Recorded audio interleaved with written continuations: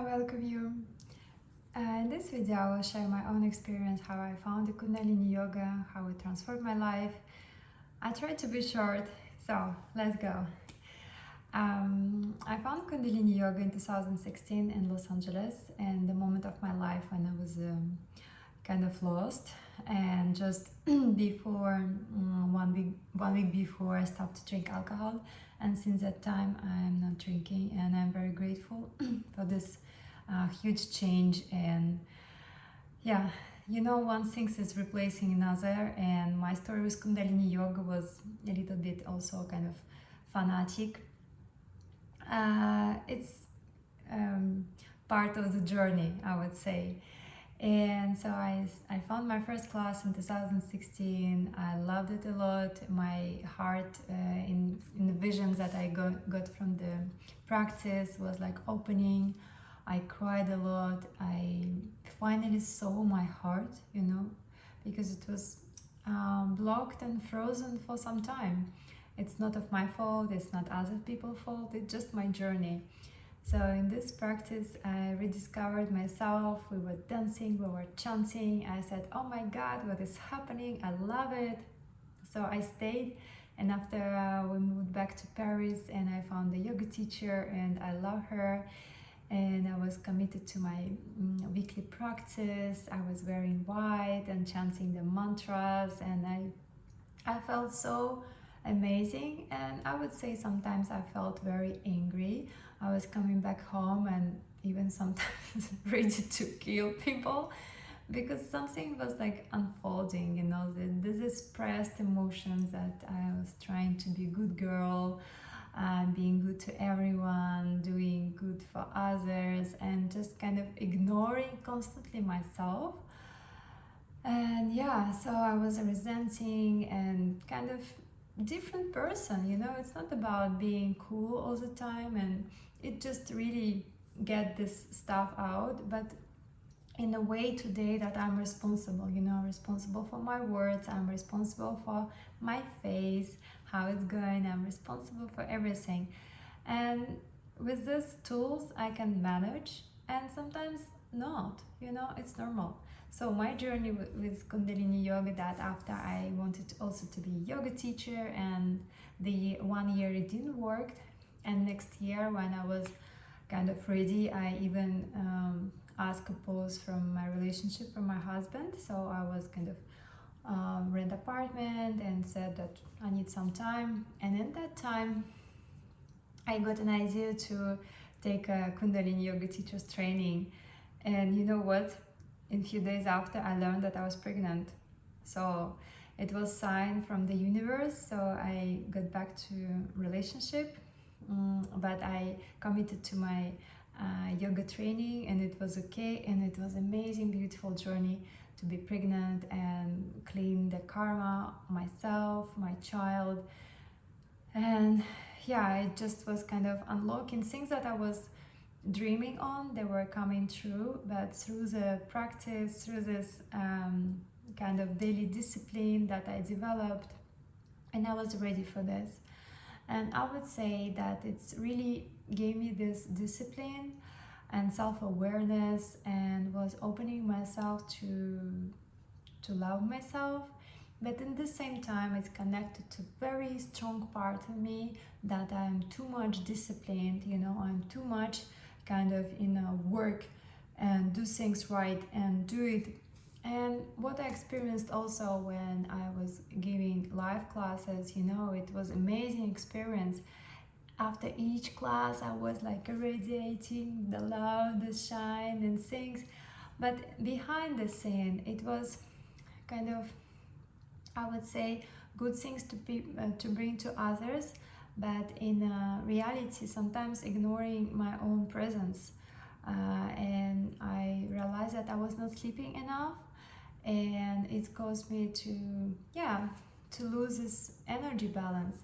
And today it's different, so we're all having our kind of experiences, and I'm grateful for that experience.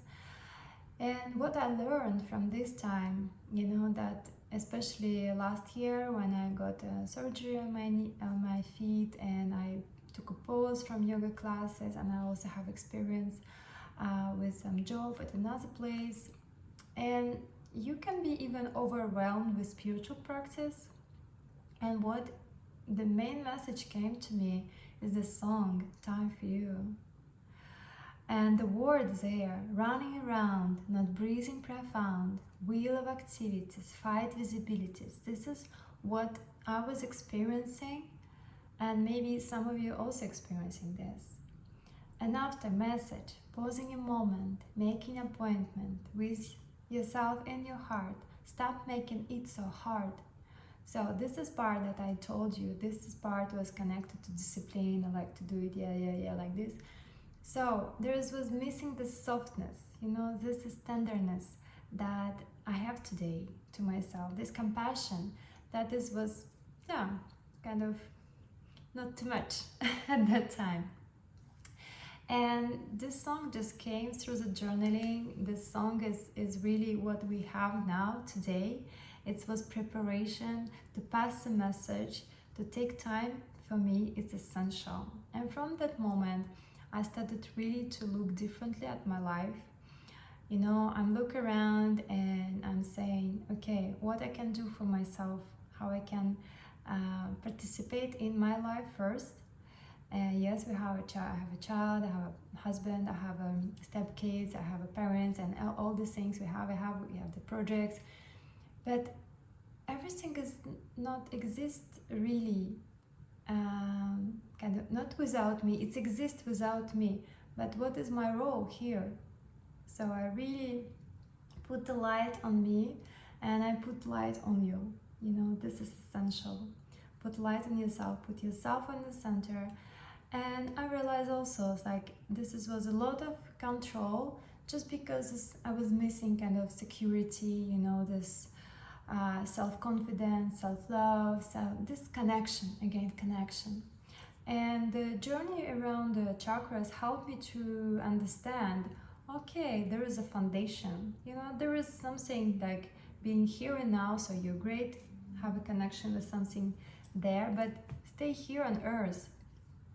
And this was my journey to connect back to earth, be back to earth, connect to my creativity, to my sexuality, be back to the pleasure, keep doing actions, courageous actions, keep connecting to my heart, keep breathing through my heart, keep expressing myself, my desires, my needs, keep connecting to intuition, and keep this connection over and over, one day at a time, with something bigger than I am.